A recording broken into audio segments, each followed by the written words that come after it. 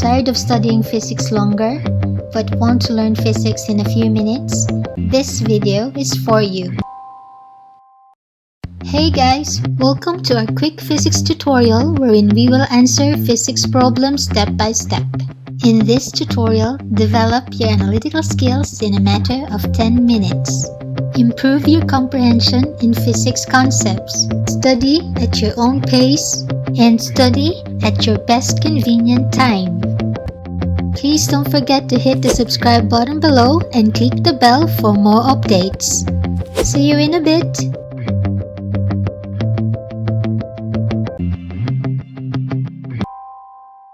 Ready? Let's begin. This problem is about finding the uniform acceleration of an object. A train moving 16 meters per second east of uniform acceleration is found 20 meters away from its designated station. At 2 seconds, solve for the acceleration of the train, and was it able to stop at the designated station? Step 1. Identify the given data. Sa kaning problem, ang train na ay initial velocity na 16 meters per second padulong sa station og 20 meters ang kalayon sa train ug sa station. At 2 seconds, atong isolve ang acceleration sa train. Sa letter B, atong kuhaon ang final speed sa train para mabalaan kung nihunong ba siya o wala pagabot sa station. Pero una, ato sang kuhaon ang standard set of 4 equations nga kinahanglan para ma-solve ang mga problems involving constant acceleration. Ato kinisugdan sa basic expression sa average acceleration equal to change in velocity over change in time, or final velocity minus initial velocity over final time minus initial time. Atong ibutang sa wala pa nagsugod, ang initial time is 0 ug ang final time is expressed as t, para ang expression mahimong v final minus v initial over time t. Atong i-rearrange ang expression, atong makuha v final equal to v initial plus acceleration times t. Ug mauna ni atong first standard equation. Sunod, atong dumdumon ang expression sa average velocity, which is displacement or change in position over change in time, or equal to x final minus x initial over time t. Atong i-rearrange ang expression, ang atong second standard equation is x final equal to x initial plus average velocity times t. Since ang average velocity pwede ma-express as initial velocity plus final velocity over 2, atong pulihan ang average velocity sa second equation as x final equal to x initial plus v initial plus v final over 2 times t. Dayon, atong pulihan ang v final gamit ang first standard equation para makuha ni nga expression. Atong gisimplify ang equation, xf equal to xi plus 2vi over 2 plus at over 2 times t. Atong i-cancel ang 2 sa second term. Ang atong third standard equation is xf equal to xi plus initial velocity times t plus 1/2 at squared.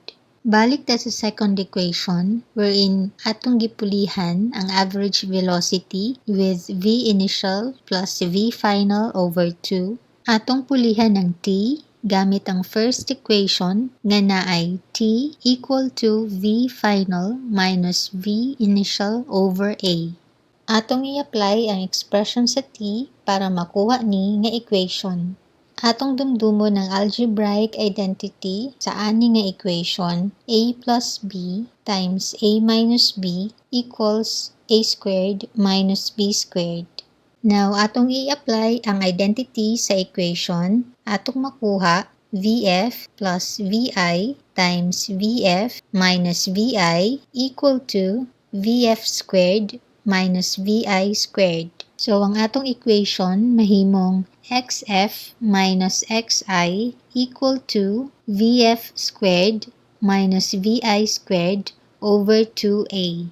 Atong i-cross-multiply ang left side ug right side nga terms atong makuha ni nga equation. So, ang atong fourth standard equation is VF squared minus VI squared equal to 2A times XF minus XI.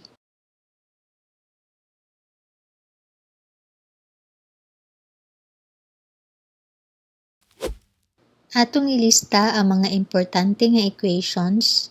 Naa natay 4 standard equations under constant acceleration.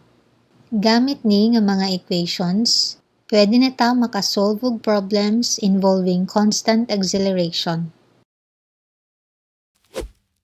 Balik ta sa main problem of the train with initial speed nga 16 meters per second ug distansya nga 20 meters padulong sa station. Sa kani nga problem, atong pangitaon ang acceleration sa train at 2 seconds. So ato na isulat ang 4 standard equations as atong guide sa problem. Step 2, magpili ta og isa ka equation nga naalay isa ka unknown variable which is ang atong gipangita nga acceleration. Kung atong lantawon ang equation 1, naa siya'y duha ka unknown variables, final velocity ug acceleration. So, dili nato magamit ang equation 1.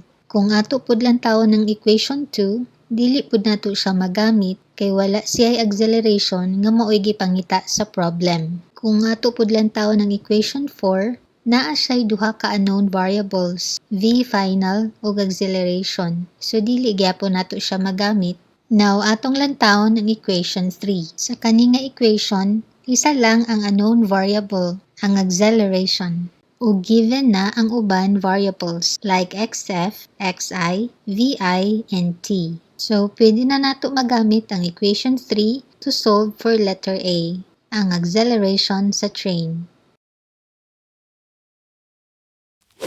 Step 3, atong isolve ang acceleration sa train gamit ang third standard equation nga atong napili. Atong i-plug in ang value sa kada variable.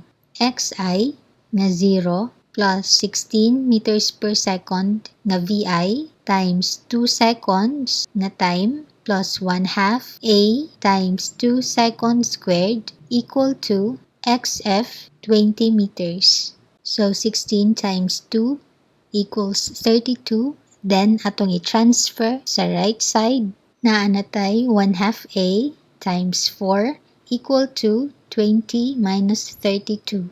Atong i-simplify ang equation. Mahimo na dayon siyang 2A equal to negative 12. Ato na dayong i-divide ang 12 by 2. Ang acceleration A is equal to negative 6 meters per square second. So, ang acceleration sa train at 2 seconds is negative 6 meters per square second. Next, para ma-solve ang letter B, final speed sa train at 2 seconds, ato na po isulat ang 4 standard equations nga atong na-derived. Step 4, magpili ta og isa ka equation nga naalay isa ka unknown variable which is ang atong gipangita nga final speed sa train at 2 seconds. Kung atong lantawon ng equation 1, isa lang ang unknown variable, ang final velocity. So, pwede nato magamit ang equation 1 to solve for letter B. Pero kung atong lantawon ng equation 2, dili nato siya magamit kay walay final velocity VF para maansiran ng letter B. Parihas sa equation 3, wala pud siya'y final velocity. So, dili nato ni magamit to solve letter B. Pero kung atong lantawon ng equation 4, pwede nato siya magamit to solve for letter B since naa lang siya isa ka unknown variable, ang final velocity VF. Buti pa sabot, pwede nato magamit ang equation 1 o equation 4 to solve for letter B. Either equation 1 or equation 4 ang gamiton Parihara ang makuha nga answer. Gamit ang acceleration nga atong nakuha sa letter A, atong isolve ang final speed sa train gamit ang equation 1. Atong i-plug in ang mga given values sa equation 1. Vf is equal to 16 meters per second plus negative 6 meters per square second times 2 seconds. Atong i-simplify ang equation, Vf is equal to positive 4 meters per second. So, ang final speed sa train at 2 seconds is 4 meters per second.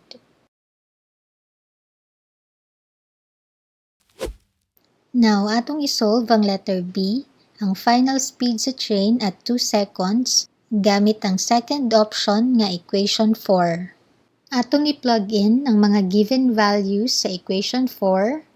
Vf squared is equal to 16 meters per second squared plus 2 times negative 6 meters per square second times 20 meters minus 0 nga xi.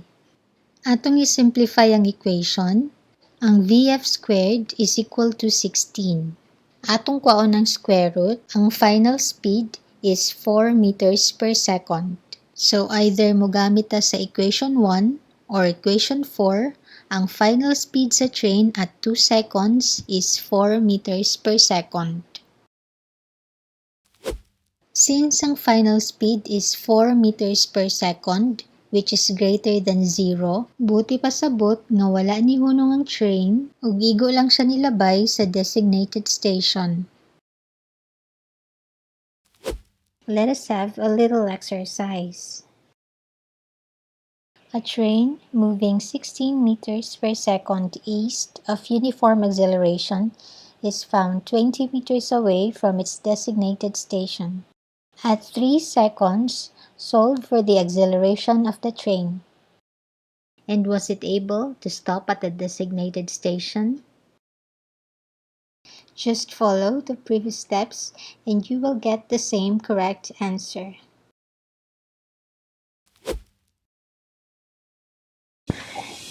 And we're done! Thank you for watching!